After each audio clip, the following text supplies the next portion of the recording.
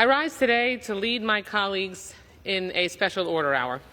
Tonight, I'm honored to be joined by colleagues to continue to shed light and bring broader awareness to the ongoing hostage crisis that plagues the Israeli and Jewish communities around the world.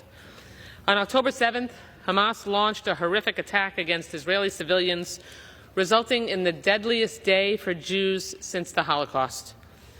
Recently, we marked 100 days since Hamas's gruesome attack. That's more than 100 days of inconceivable suffering for families who had their loved ones ripped away from them, more than 100 days consumed by nonstop panic, dread, and uncertainty.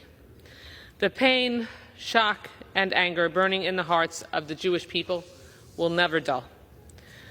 I know my own heart has felt like it was encased in lead ever since that fateful day, but it couldn't compare to the anguish and heartbreak of the families whose loved ones are still held captive by terrorists.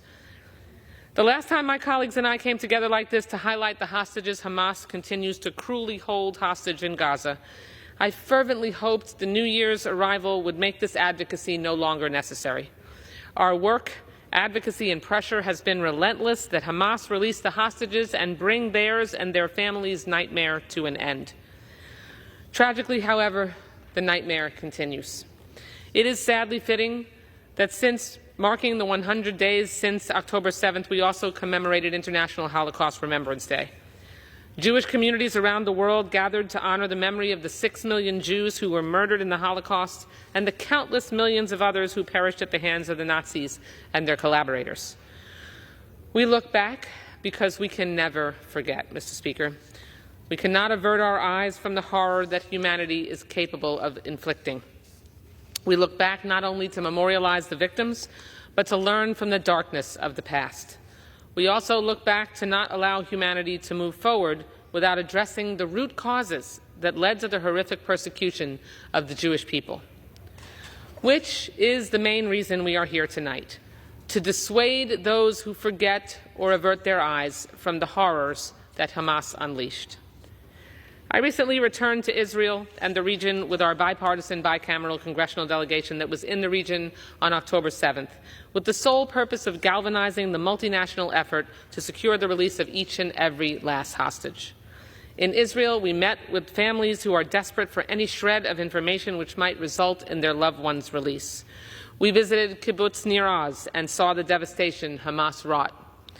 We saw the remains house after house that Hamas set on fire with the sole purpose of murdering the families inside.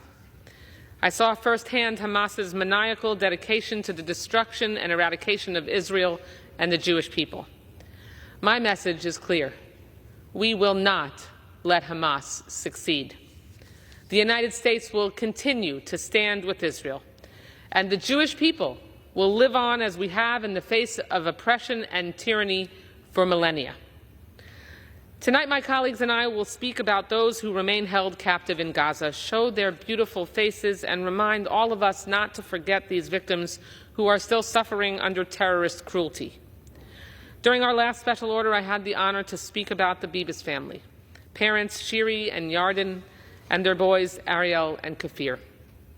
At 9 months old, Kafir was the youngest hostage taken. On January 18th, Kafir turned 1. If Hamas never attacked Israel and never kidnapped women and children, he would have celebrated his first birthday with his family in his community.